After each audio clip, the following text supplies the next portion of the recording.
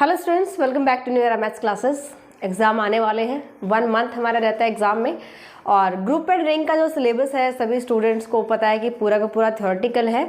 इसमें आप कम से कम सिलेबस में कैसे ज़्यादा से ज़्यादा स्कोर कर सकते हैं, आज हम वही डिस्कस करेंगे। और ये लिमिटेड जितना कम हो सकेगा उतना सिलेबस मैं आपको बताऊँगी, लेकिन क्वेश्चन डेफिनेटली कवर होगा, इसमें कोई डाउट नहीं रहेगा। यानी कि बिल्कुल रिस्की वे पर हम नहीं चलेंगे। जैसे हमने अगर चैप्टर है, एक चैप्टर कर लिया, आ सकता है नहीं आ सकता, पूरा क्वेश्चन कवर हो सकता है नहीं हो सकता, तो इस सिचुएशन में नहीं रहना है। जो कन्फर्म है कि यहाँ से क्वेश्चन बनेगा ही बनेगा वो हम डिस्कस करते हैं, ठीक है। चलिए जी, बात करते हैं first unit group and rank, जो कि 5th सैम है, 3rd ईयर। सबसे पहले जो यूनिट है आपकी ग्रुप्स एंड सब ग्रुप्स, और सेकंड चैप्टर है कोसेट्स, ठीक है। यहाँ से आपके एक यूनिट कवर होती है। अब यहाँ से जो यूनिट कवर हो रही है इसमें आपको कौन सा चैप्टर करना चाहिए और कौन सा चैप्टर स्किप करना चाहिए। देखिए, वैसे तो देखते यहाँ से पता चल रहा है कि ये चैप्टर मोस्ट इम्पोर्टेंट है, मोस्ट इम्पोर्टेंट ग्रुप एंड सब ग्रुप, बिल्कुल यहाँ से क्वेश्चन रेडी हो जाएगा।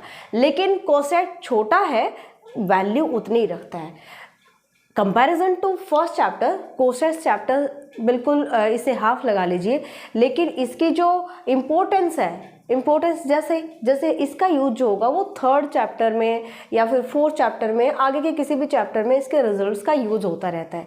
अगर आपने ये कर लिया है तो कोई भी प्रॉब्लम नहीं है। एग्ज़ाम के लिए आप फर्स्ट चैप्टर को बहुत अच्छे से तैयार कर लीजिए, ठीक है। और अभी आपके पास अगर टाइम है तो डेफिनेटली आप सेकंड चैप्टर के कुछ रिजल्ट्स, कुछ थ्योरम्स डेफिनेटली कीजिएगा। और ये भी जान लीजिए, जो स्टूडेंट एमएससी करना चाहते हैं उनके लिए ये ग्रुप एंड सब ग्रुप पेपर करना बहुत इंपॉर्टेंट है, बहुत ही ज़्यादा इम्पोर्टेंट है, ठीक है। एक आगे जब भी आप जाइएगा बिल्कुल इसी पे बेस्ड, ग्रुप्स एंड रैंक्स पर बेस्ड आपको पूरा पेपर मिलने वाला है एमएससी फर्स्ट ईयर में, ठीक है। चलिए सेकेंड यूनिट की हम बात करते हैं। तो यहाँ से homomorphism and automorphism permutation group, 2 chapter से यूनिट कवर होती है। सेकेंड यूनिट, इसमें हमारी फर्स्ट यूनिट कवर होती है and here is unit second. अब इसमें आप परम्यूटेशन ग्रुप को बिल्कुल छोड़ सकते हो एग्जाम के लिए, ठीक है। Homomorphism and automorphism most important topics हैं और इसमें बहुत इंपॉर्टेंट थ्योरम्स आती हैं। तो ये चैप्टर आप अच्छे से कर लीजिए, 3rd chapter and 4th chapter आप यहाँ पर स्किप कर सकते हैं। तो यहाँ से हमने कोसेट्स को छोड़ दिया है। तो कोसेट्स अगर आपने कर लिया है तो बहुत अच्छा है, अगर नहीं किया है तो फिर से मैं कह रही हूँ आपको थोड़ा थोड़ा जरूर पढ़िएगा, इनका रिजल्ट 3rd चैप्टर में ज़्यादा यूज़ होते हैं। इसके बाद बात करते हैं यूनिट नंबर 3rd में आपके चैप्टर इंक्लूड होते हैं 3 चैप्टर्स, ओके। तो 3 चैप्टर में यहाँ पर आप होमोमॉर्फिज्म ऑफ रिंग स्किप कर सकते हो, ये चैप्टर आप छोड़ सकते हो। Rings and fields, idols and quotient ring, ये सबसे ज़्यादा इंपॉर्टेंट चैप्टर रहेगा, मोस्ट इंपॉर्टेंट चैप्टर, ठीक है। तो रिंग और फील्ड तो आपको पढ़ना ही पड़ेगा, रिंग और फील्ड पढ़े बिना आप ये नहीं कर सकते, ठीक है। क्योंकि 3 चैप्टर हैं तो 2 तो हमें करने ही पड़ेंगे। चैप्टर नंबर 5th और 6th चैप्टर यहाँ से कीजिएगा, आपको क्वेश्चन डेफिनेटली तैयार हो जाएगा। एक चैप्टर हम इस यूनिट से भी स्किप कर सकते हैं, ओके। अभी तक हमने 3 चैप्टर स्किप किए हैं और 1, 2, 3, 4 चैप्टर अभी तक हमने करने हैं।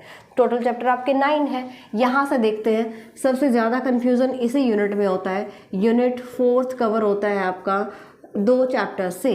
अब यूक्लिडियन रिंग पॉलिनोमियल रिंग के कंपैरिजन में बहुत छोटा चैप्टर है। अगर आप देखेंगे तो, क्योंकि मैटर भी तो डिपेंड करता है ना कि इस चैप्टर में कितना मटेरियल है, यहाँ से क्वेश्चन कवर हो सकता है नहीं हो सकता है।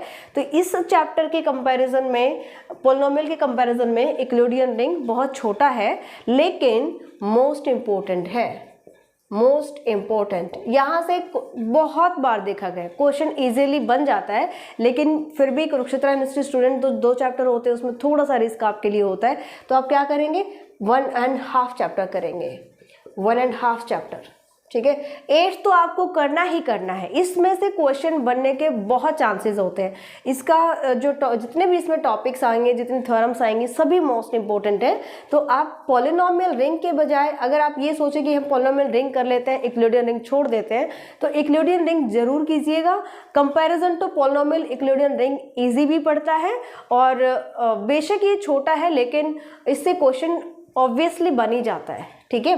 सो मोस्ट प्रोबेबिलिटी है कि क्वेश्चन बन जाएगा। फिर भी अगर किसी स्टूडेंट को, जिनको भाई जो बहुत अच्छे से तैयारी करते हैं, उनको फिर भी थोड़ा सा अगर 1% भी डाउट है तो आप हाफ चैप्टर 9th भी कर लीजिए, तो आपका क्वेश्चन बनने से कोई नहीं रोक सकता, कोई प्रॉब्लम नहीं आएगी आपको, ठीक है। सो 1.5 चैप्टर करिए आप यहाँ से 8th और 9th यानी लास्ट यूनिट से, ओके।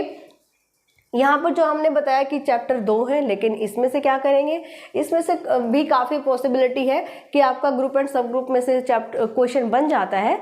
लेकिन कुरुक्षेत्र यूनिवर्सिटी के स्टूडेंट जिस भी यूनिट में 2 चैप्टर है तो आप 1.5 करने की कोशिश कीजिएगा। यहाँ से भी आप 1.5 चैप्टर करिए, ठीक है।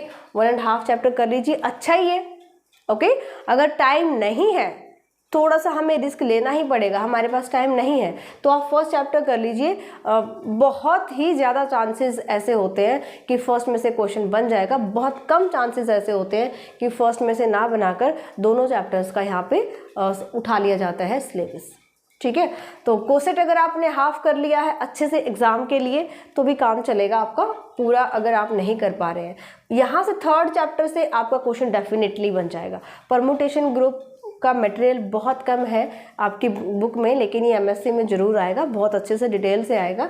लेकिन अभी के लिए बहुत कम मटेरियल है, और होमोमॉर्फिज्म और ऑटोमॉर्फिज्म बहुत ज़्यादा इंपॉर्टेंट चैप्टर है, तो यहाँ से आपका क्वेश्चन डेफिनेटली बन जाएगा। इस यूनिट में डरने की कोई ज़रूरत नहीं है, आप 3rd चैप्टर कर सकते हो ईजियरली, ओके। तो ये आपका सिलेबस है जिसमें 9 चैप्टर्स है, और यहाँ से हम 3 एंड मैक्सिमम 4 चैप्टर और मिनिमम 3.5 चैप्टर यहाँ से आप स्किप कर सकते हो, ओके। सो ये पूरा का पूरा सिलेबस आप डिटेल से पढ़ सकते हैं न्यूएरा मैथ्स एप्लीकेशन पर।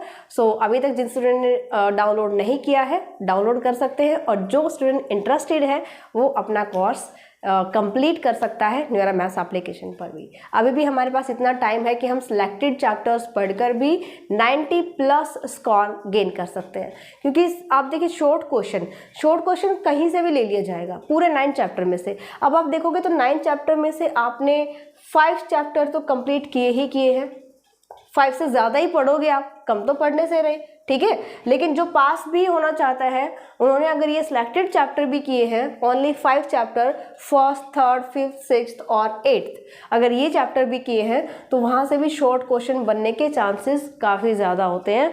आई मीन कम से कम मान लीजिए कि अगर 7 पार्ट हैं शॉर्ट क्वेश्चन के, तो कम से कम 4 या 5 क्वेश्चन तो डेफिनेटली बनेंगे आपके यहाँ से, ठीक है। तो शॉर्ट क्वेश्चन की भी कोई प्रॉब्लम नहीं है। तो सिलेक्टेड सिलेबस आप अभी भी कर सकते हो।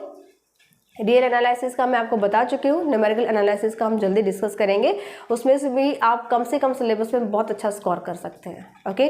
सो जो केवल पास होना चाहता है, या जो ये अगर ये चाहता है कि मुझे 33% मार्क्स मिल जाए बस किसी तरीके से, ठीक है, तो आप क्या करेंगे, आप 50% सिलेबस कर सकते हैं। ये मैंने जो सिलेबस बताया है, जो 5 चैप्टर बताए हैं, ये बहुत अच्छे मार्क्स गेन करने के लिए, ठीक है। ऐसा नहीं है कि इसमें केवल आप पास हो गए, जो मैंने अभी सिलेक्टेड सिलेबस बताया है, ये इससे भी आप 90% प्लस स्कोर कर सकते हो, ओके। क्योंकि इसमें पूरा सिलेबस आपका, यहाँ पर क्या आता है, मास्टर स्ट्रेटजी आ जाती है। यहाँ पर हमें साइंटिफिक तरीके से पढ़ना पड़ता है। जब हमारे एग्जाम आते हैं हमें पता होना चाहिए, एक हम लगे रहते हैं सारी यूनिट्स को पढ़ रहे हैं, ना फर्स्ट अच्छे से कवर कर रहे हैं, ना सेकंड अच्छे से कवर कर रहे हैं, लेकिन माइंड में होता है कि नहीं हमें सारा पढ़ना है, लेकिन ऐसा नहीं होता। एग्जाम टाइम समझो कहाँ से क्वेश्चन आता है, कैसे बनता है, कितना कम सिलेबस अच्छे से तैयार करें कि हमारा एग्ज़ाम कंप्लीट हो जाए और हमारी जो स्कोर है, जो हमारे मार्क्स हैं, वो बहुत अच्छे आप ले सकें। और किसी भी स्टूडेंट को अगर फिर भी कोई डाउट रहता है तो आप डिस्क्रिप्शन बॉक्स से नंबर्स ले सकते हैं, वहाँ पर मैंने मोबाइल नंबर्स डाले हुए हैं, उन पर आप कांटेक्ट कर सकते हो। और कोई भी आपकी प्रॉब्लम है सिलेबस से रिलेटेड या कुछ भी, आप व्हाट्सएप कर सकते हैं। सो मिलते हैं नेक्स्ट लेक्चर में। Bye, take care.